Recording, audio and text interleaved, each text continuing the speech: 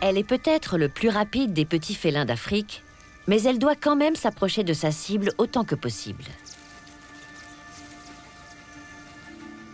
S'étendant sur près de la moitié de l'Afrique australe, le biome de la savane est le plus vaste de la région. Mais tous ses habitants ne sont pas grands.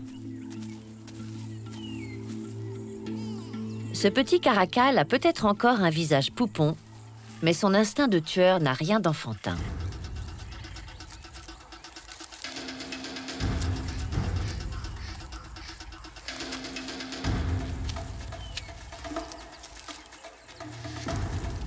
Il mange de la viande depuis l'âge de 4 semaines, et cette souris lui apporte un bon entraînement pour la chasse.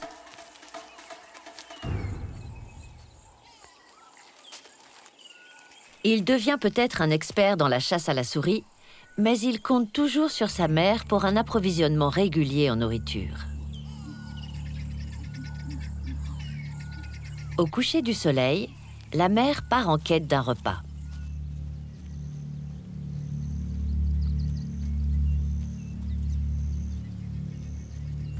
Chacune de ses oreilles est contrôlée par 20 muscles indépendants, ce qui lui permet de facilement repérer sa proie du jour, une volée de pintades de Numidie.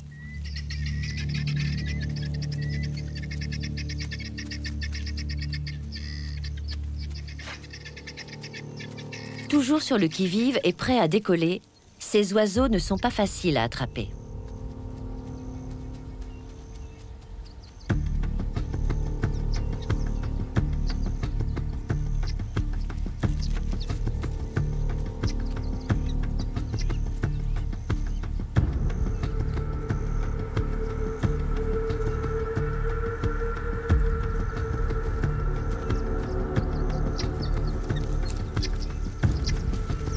Adepte de l'embuscade, elle se fie à sa discrétion et à ses capacités acrobatiques spectaculaires.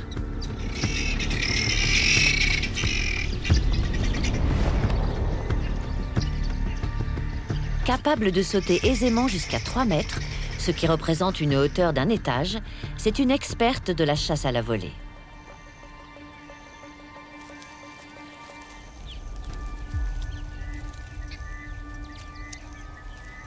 Elle est peut-être le plus rapide des petits félins d'Afrique, mais elle doit quand même s'approcher de sa cible autant que possible. Ses coussinets rembourrés de fourrure lui permettent d'être parfaitement silencieuse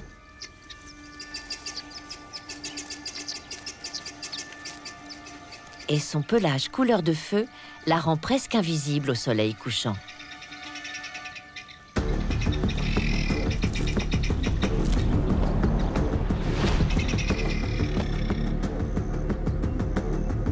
Ses griffes robustes en forme de crochet entrent en action.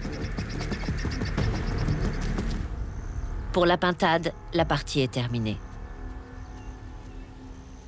Mais notre mère ne se repose pas sur ses lauriers. Elle a une bouche affamée à nourrir.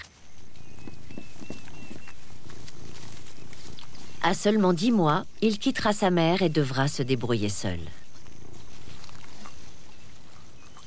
Mais tous les prédateurs de la savane ne mènent pas une existence solitaire.